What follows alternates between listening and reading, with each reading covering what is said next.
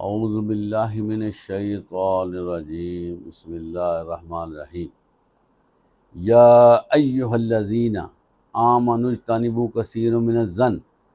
ان بعض الظن اسم۔ محترم حضرات، سورۃ الحجرات، اللہ تعالیٰ فرماتے ہیں اے ایمان والو، بہت سے گمانوں سے احتراز کرو، ان میں سے بعض گمان گناہ ہیں۔ حضرات گرامی، 12ویں آیت اور اس کا ابتدائی حصہ، اس میں اللہ تعالیٰ نے اہل ایمان کو وارن کیا ہے، خبردار کیا ہے کہ تم بہت سے گمانوں سے احتراز کرو، بچو، اور اس میں سے بعض گمان تو گناہ ہیں۔ حضرات گرامی، یہ گمان کیا ہوتا ہے؟ کسی دوسرے کے بارے میں رائے قائم کرنا، کسی دوسرے کے بارے میں تصور قائم کر لینا، کسی دوسرے کے بارے میں سوچ بنا لینا۔ اس میں یہ سوچ اچھی بھی ہو سکتی ہے اور منفی بھی ہو سکتی ہے، اس لیے سرے سے کہہ دیا گیا کہ بہت سے گمانوں سے بچا کرو، یعنی کہ اس طرف اپنی توجہ نہ رکھو،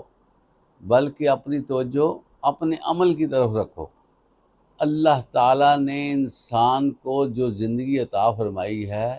جو وقت دیا ہے، وہ انسان کو پرکھنے کے لیے دیا ہے، اور اس کو عمل کے ساتھ وابستہ کیا گیا ہے۔ قیامت کے دن انسان کا جو عمل ہے اس کو تولا جائے گا۔ اس لیے جس چیز کے بارے میں پوچھ ہونی ہے، جس چیز کے بارے میں غور و خوض کرنے کی ضرورت ہے، وہ ہے عمل۔ اور اگر ہم اپنے عمل کو چھوڑ کر